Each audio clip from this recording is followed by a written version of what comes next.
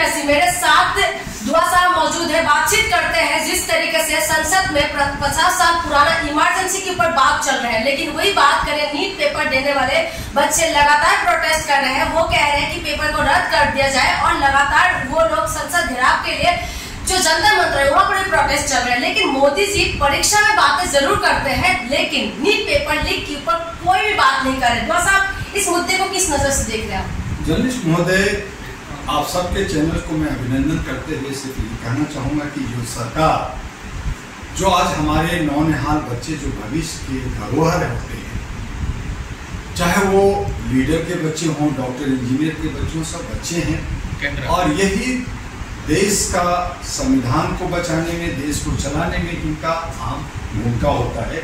अगर ये कच्चे दिल को ये तोड़ देते हैं, कच्चे घड़े को अगर ये सही शेप नहीं देंगे, सही दिशा नहीं देंगे और ये ठीकरा फोड़ते रहेंगे, 70 साल पहले ऐसा हुआ, 50 साल पहले ऐसा हुआ, इंदिरा गांधी इमरजेंसी लाई, इतना सारा मुश्किलें हुई, ये सारे जो है बतौलेबाज, इससे जनता बहुत त्रस्त हो गई है।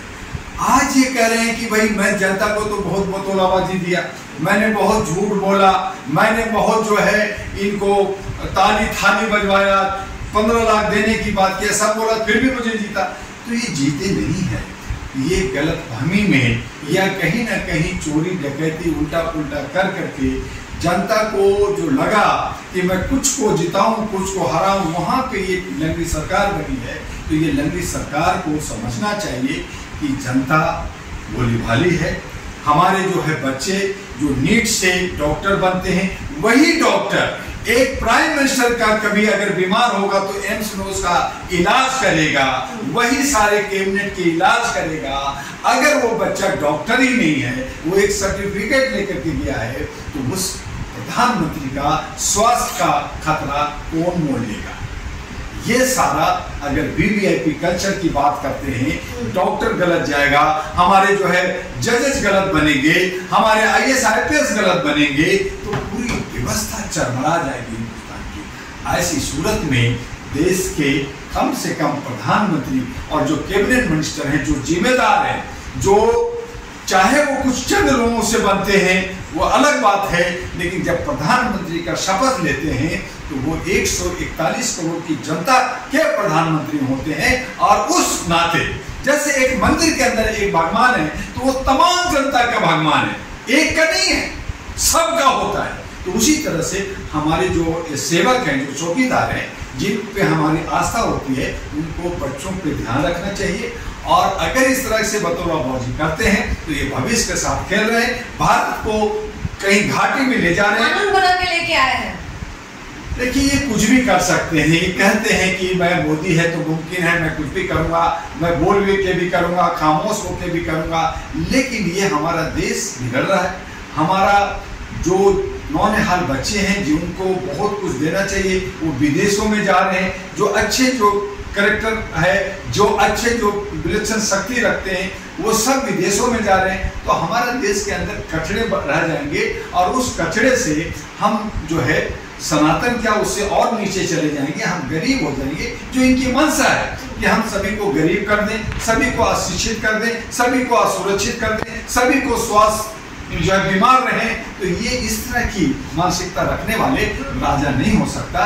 ऐसे हम लीडर नहीं कहेंगे और कहीं ना कहीं हमें इसके लिए एक जन क्रांति, एक बदलाव की बात करेंगे और उसके लिए मानवता को बचाने के लिए डॉक्टर दुआ इन नौजवानों के साथ, नौनिहाल जो यूजीसी का हैं या नीट के बच्चे हैं या और कंपटीशन में हैं या पुलिस की भर्ती में है, अभी और भी सारे कंपटीशन हो रहा है, यूनिवर्सिटी के अंदर एडमिशन के लिए उनके भी एग्जाम होते हैं, उसका क्या होगा? अभी तक रिजल्ट नहीं आया है दिल्ली यूनिवर्सिटी में एडमिशन का। तो ये सब जो खतरा मंडरा रहा है, ये हमारे भविष्य को अंधकारमय कर रहा है और उसके लिए अहरा नेशनल पार्टी एक कसम खाया है कि हम एक अच्छी व्यवस्था, स्वस्थ व्यवस्था, जहां पे सभी की आर्थिक आज़ादी, सभी के साथ जो है न्याय और सुरक्षा की बात करेंगे और उनको उनकी समस्याओं का हल करने के लिए हम 65 करोड़ की जो हमारे युवा युवती हैं, उनको हम मुख्य धारा में ला करके उनको सही तरीके से देश को बचाने की। लेकिन वही बात करें, कंगना रनावत तो कह रही है कि जो है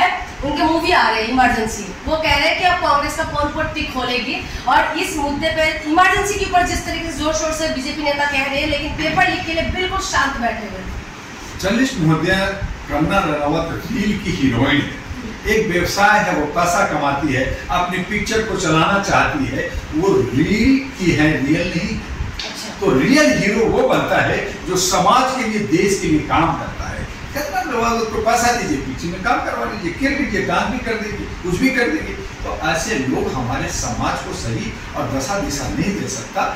जो हमारे एक लोकतांत्रिक व्यवस्था है, उसमें जो हमारे प्रधानमंत्री बाकी लीडर बनते हैं, उनकी एक जवाबदेही होती है। अगर हम हीरो हीरोइन, डांस करने वाला, मुजरा करने वाला, उनको अगर हम मुस्तकबिल बनाएंगे, अपना भविष्य बनाएंगे, अपना लीडर बनाएंगे, तो ये हमारे दुर्भाग्य होगा और ये देश के लिए एक जो है दाग होगा। इसलिए कंगना रनावत क्या बोलती है, समाना आदमी पहले बोलती थी, यही ये जो है जामा मस्जिद के मुल्ला करते थे, ये डांस करने वाले, ये क्या नेतागिरी करेंगे, इनको क्या मालूम कि समाज के अंदर किसको क्या देना, क्या लेना, कैसे चलना है। तो आज ये सब जात पात के, एक कंगना रनावत कि मैं तो बीजेपी के लिए काम करती हूँ, एक दूसरा कहता है मैं इसके लिए कर रहा हूँ, मुस्लिम के लिए कर रहा हूँ। तो ये बांटने की बात कर रहे हैं और ये सब कमर्शियल लोग हैं, इनको सिर्फ पैसा चाहिए, सिर्फ सत्ता और गद्दी चाहिए और समाज और देश की जो मुख्य धारा है, मुख्य जो समस्या है, इनसे कहीं दूर है। ऐसे जनता को और लोगों को बचा के रखिए, अपने बच्चों को बचा के रखिए और इन पे ध्यान नहीं देना चाहिए।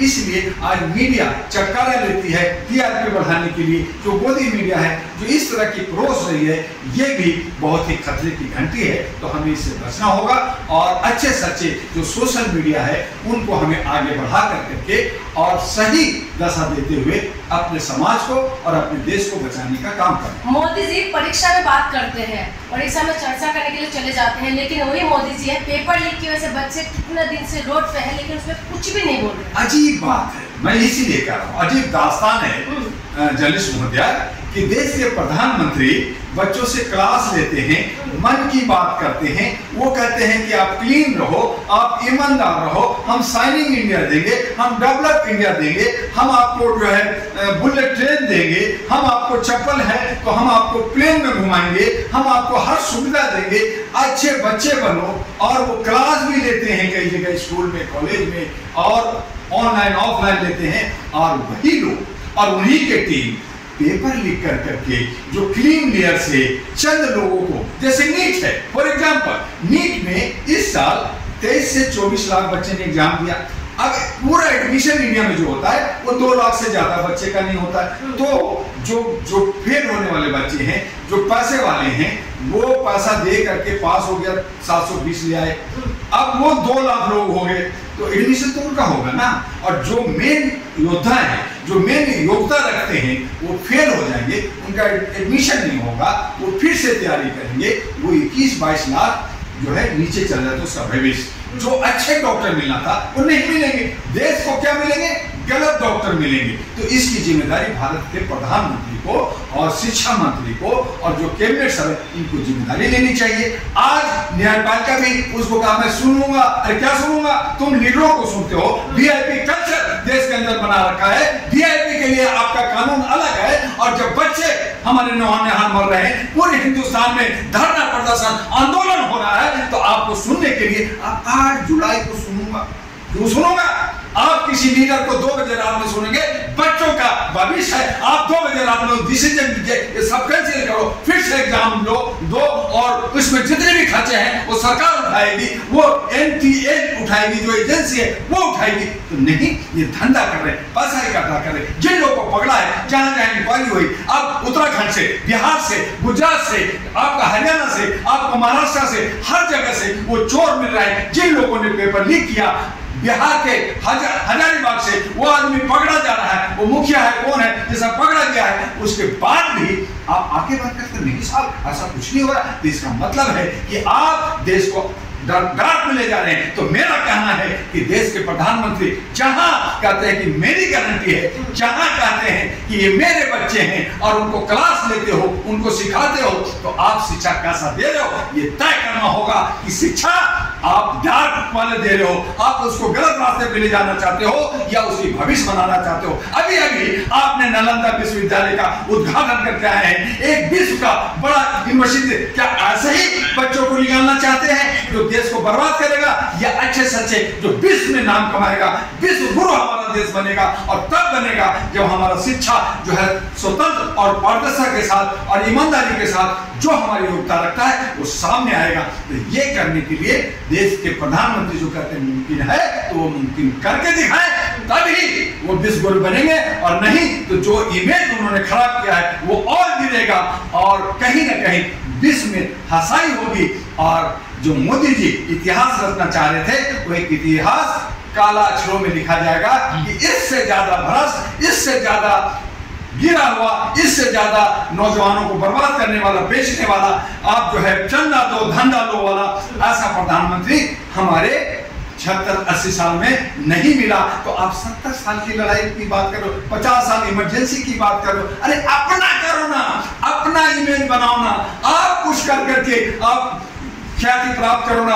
आपको हम लोगों ने समझा था कि आप विष्णु के अवतार आ गए हो, आपको लोग पूजा करने लगे थे, लेकिन आज गालियां पड़ रही है। ठीक है, आप सरकार में आ गए हैं, लंगड़ी सरकार में आ गए हैं, लेकिन जो इमेज था वो इमेज आपका काला हो चुका है, धूमिल हो चुका है। इसे बचाने का काम भी प्रधानमंत्री को सोचना होगा।